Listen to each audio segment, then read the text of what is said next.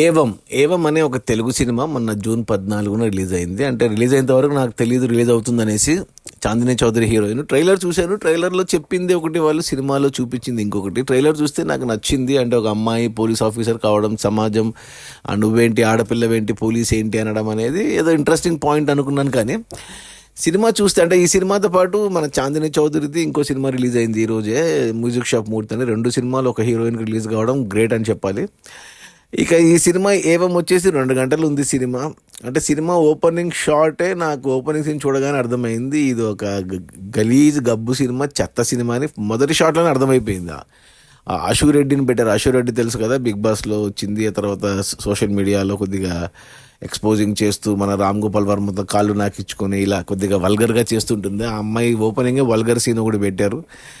ఇక అతను ఎవరో హీరో విలన్గా చేశాడు, అతను కొత్త యాక్టర్ ఎవరు, వశిష్ఠ సింహ అంట. వాడు అని ఓవర్ యాక్షన్ 5 నిమిషాలకే అర్థమైపోయింది సినిమా ఎత్తిపోయిందనేసి నాకు. ఇక సర్లే, ఆ తర్వాత హీరోయిన్ క్యారెక్టర్ మన చాందినీ చౌదరి ఏదైతే మనకు ట్రైలర్లో చూపించారో ఆ సీన్లు చూపించారు. అంటే పోలీస్ ఆఫీస్ డైరెక్టర్గా పోలీస్గా తన పోలీస్ స్టేషన్ రావడము మన వికారాబాద్ ఫారెస్ట్లో అన్నట్టు చూపించారు. అంతే, మనకు ట్రైలర్లో చూపించిందంతా ఒక ఇంట్రడక్షన్ సీన్లోనే అయిపోయింది. అంటే అమ్మాయి ఏంటి, పోలీస్ ఏంటి అనేవన్నీ అంతే. ఇక సినిమా అంతా వేరే. అక్కడ ఇంకో క్యారెక్టర్ని పెట్టారు, హీరో క్యారెక్టర్. అతను కూడా కొత్త అతనే, ఎవరో జై భారత్ రాజ్ అంట. అతను సాఫ్ట్గా ఉన్నాడు హీరోగా. ఇక విలన్గా కొత్త అతను వశిష్ఠ సిన్హా. వీళ్ళిద్దరు ప్యారలల్గా. హీరోయిన్ మన చాందినీ చౌదరి. ఇంకొక తెలిసిన క్యారెక్టర్ మన గోపరాజు రమణ. అతన్ని వికారాబాద్లో ఒక హెడ్ కానిస్టేబుల్గా పెట్టారు. అతనికి తెలంగాణ స్లాంగ్ ఇచ్చారు ఈసారి. తెలంగాణ స్లాంగ్ని కూని చేసి పడేశాడు గోపరాజు రమణ. సో ఇంతే. ఇక సినిమా ఒక సైడు విలన్ది ఒక సీను, విలన్ ఏదో మర్డర్లు చేస్తుంటాడు, దానికి అంత చీప్గా సీన్లు డిజైన్ చేసుకున్నారు. ఒక side hero police and heroine కూడా పోలీసు, వీళ్ళు కలిసి వీళ్ళని పట్టుకోవాలి. గోపరాజు రమణ మధ్యన కామెడీ. అంతే సినిమా. ఒక సీన్ అది, ఒక సీన్ ఇది. ఎంత చెత్తగా, ఎంత చండాలంగా ఉందంటే, ఈ డైరెక్టర్ ఎవరో ప్రకాష్ దంతులూరి అంటే అతనే రాసుకున్నాడు, అతనే తీశాడు. ప్రొడ్యూసర్లు కూడా ఎవరో కొత్త వాళ్ళు అంతా. మొత్తానికి అస్సాం సినిమా. నిజంగా అబ్బా ఏం సినిమా నైనా అనిపించింది. సరేలే, పోతుంది. ఏమంటే బతికిచ్చారు, పాటలు లేవు కాబట్టి బతికిచ్చారు. ఏదో మ్యూజిక్ బ్యాక్గ్రౌండ్లో రణగణ ధ్వనులు. అతను ఎవరో నీలేష్ మందలపు అండ్ కీర్తన శేష్ అంటే ఇద్దరు కొట్టారు మ్యూజిక్, వాంచి పడేశారు. చెవులు తుప్పు వదిలిపోయింది. ఇక అసలు ఈ అమ్మాయి చాందినీ చౌదరి మంచి సినిమాలు చేస్తుంది కదా, ఎందుకు ఇలాంటి చెత్త సినిమా ఒప్పుకొనింది అని డౌట్ వచ్చింది నాకు. ఏమంటే ఇంకా పోలీస్ అని చెప్పి ఒప్పించారా, లేకపోతే ఏమని చెప్పి ఒప్పించారో తెలియదు. కానీ హీరోయిన్ ఓరియంటెడ్ సినిమా అనుకుంటే ఆమెను అంత బేలగా చూపించారు. వచ్చిన కాడి నుంచి హీరో పోలీస్తో ఇంప్రెస్ చేయడమే పనిగా పెట్టుకొని ఉంటుంది. ఏంటో మరి, అంటే కొద్దిగా స్లిమ్ అయింది, బాగుంది. కొద్దిగా నాకు కొన్ని యాంగిల్స్లో చాందినీ చౌదరి నాకు నచ్చదు పర్సనల్గా. ఈ సినిమాలో కొద్దిగా జెనీలియా మాదిరి, మన బొమ్మరిల్లు హీరో జెనీలియా మాదిరి కొద్దిగా కొడుతుంది. కొద్దిగా ఏజ్ పెరిగే కొద్దీ జెనీలియాలాగా కనపడుతుంది అమ్మాయి. ఇక సరే అనుకుంటే ఫస్ట్ హాఫ్ మనకి ఇంటర్వెల్కి ట్విస్ట్ ఇచ్చారు బాబు. అది మైండ్ బ్లోయింగ్ ట్విస్ట్. అంటే ఎంత చెత్త ట్విస్ట్ అంటే ఇంక చెప్పాలి నేను. ఇంకా దాన్ని దాపెట్టి ప్రయోజనం లేదు.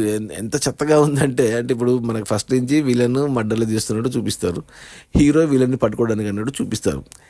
ఇంటర్వెల్ ట్విస్ట్ ఏంటంటే 2 ఒకడేనంట. అంటే 2 క్యారెక్టర్లు ఒకడే అంట. అంటే మనల్ని కన్ఫ్యూజ్ చేయడానికి విలన్ ఫేసు ఒకరిది, హీరో ఫేసు ఒకరిది. అంటే మనం వేరు అనుకుంటాం. ఇంటర్వెల్కి ఏం చెప్తారంటే ఇద్దరు ఒకటేనంట. అంటే స్ప్లిట్ పర్సనాలిటీ. మనకు అపరిచితుడు ఉంది కదా మనది, అపరిచితుడు స్ప్లిట్ పర్సనాలిటీ ఏంటి, 3. అంటే మనకు హీరో ఫేస్ విక్రమే ఉంటుంది.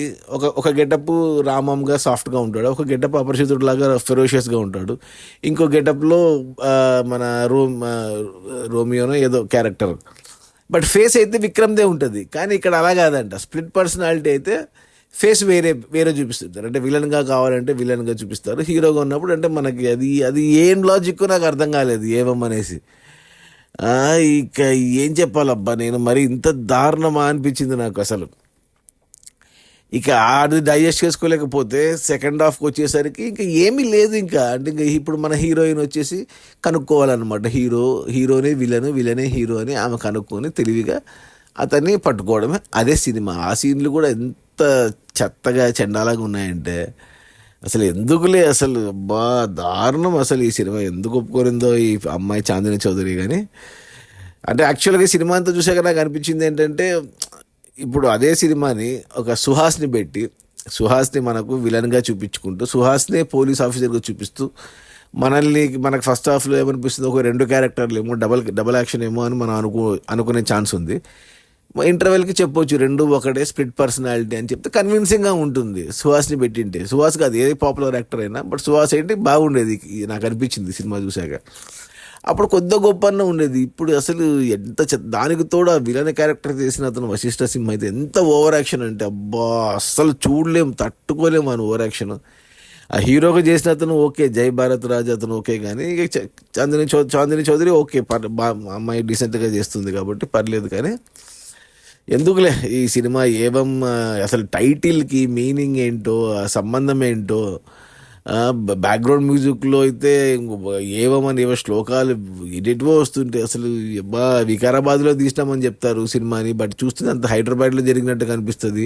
ఆ చనిపోతున్న క్యారెక్టర్లు అన్నీ మోడర్న్ డ్రెస్సింగ్లో ఉంటాయి. వికారాబాద్లో వాళ్ళు ఎందుకు ఉంటారు, వాళ్ళంతా హైదరాబాద్లో ఉంటారు మోడల్స్. మరి లింక్ ఏంటి? ఇంకా అశూ రెడ్డిది అయితే ఇంకా ఆమెకు ఛాన్స్ దొరికిందని అశూ రెడ్డి ఇంకా రెచ్చిపోయింది. అంటే నాకు తెలుసు కదా అశూ రెడ్డి ఇంక ఉన్న 2-3 సీన్లు కూడా ఇంకా రెచ్చిపోయి చేసింది ఆ అమ్మాయి. ఎందుకులే ఈ సినిమా గురించి మాట్లాడుకోవడం కూడా వేస్తే. పాపం Chandini Chowdary selection wrong selection అయింది స్క్రిప్ట్ ఇది. నెక్స్ట్ బాలయ్య సినిమా, ఈ అమ్మాయిది నేను మ్యూజిక్ షాప్ మూర్తి చూసాను. ఆ సినిమాలో ఎంత మంచి క్యారెక్టర్ చేసింది, బాగుంది ఆ సినిమా. ఇది ఎంత చెత్తగా చేసింది. రేపు పొద్దున బాలయ్య సినిమాలో కూడా ఉందని విన్నాను చాందిని చౌదరి. గోపరాజ రమణ ఉన్నాడంటే ఏదో ఉంటుందిలే అతని క్యారెక్టర్ అనుకున్నా, కానీ ఏమీ లేదు అతనిది, జస్ట్ ఊరికే ఉన్నాడు అంతే. ఒక బుద్ధ విగ్రహం లాగా ఉన్నాడు అంతే సినిమాలో. మన తెలంగాణ స్లాంగ్ని కూని చేయడానికి ఉన్నాడు అతను ఆ సినిమాలో. ఇక అంతే, ఏం లేదు చెప్పడానికి. మర్చిపోండి అసలు ఈ సినిమాని. వీలైతే మ్యూజిక్ షాప్ మూర్తి చూడండి. అంటే మహారాజా ఆల్రెడీ చూసేసి ఉంటారు నాకు తెలిసి. ఇంకా హరోం పక్కన పెట్టేయండి, పక్కన పెట్టేయండి. కుదిరితే ఈ 2 సినిమాలు చూడండి, music shop Murthy and Maharaja. Okay, నా రేటింగ్ ఇవ్వాలి కదా. రేటింగ్ అసలు ఒక 1 రేటింగ్ ఇవ్వాలి, అది కూడా కేవలం చాందిని చౌదరి కోసం 1 రేటింగ్. లేకుంటే 0 రేటింగ్ ఈ సినిమాకి. నెగిటివ్ ఇవ్వాలి ఈ సినిమాకు. రేపు పొద్దున ఓటీటీలో వస్తే కూడా మర్చిపోండి, చూడొద్దు. 2 గంటలే కదా అని పొరపాటున చూస్తే కూడా ఫ్యామిలీతో చూడొద్దు. కొన్ని గబ్బు సీన్లు ఉన్నాయి, ఎంత అవసరం లేకున్నా కానీ. అశూ రెడ్డివి 1-2 అలా ఉన్నాయి. సో పొరపాటున చూస్తే మగవాళ్ళే చూడండి. అడిగితే వాళ్ళని కూడా వద్దని చెప్తాను. పొరపాటున ఫ్యామిలీతో చూస్తే అనవసరంగా ఇబ్బంది పడతారు. సో పక్కన పెట్టేయండి ఏవం అనే సినిమాని. డిలీట్ బటన్ నొక్కేయండి. Okay, bye.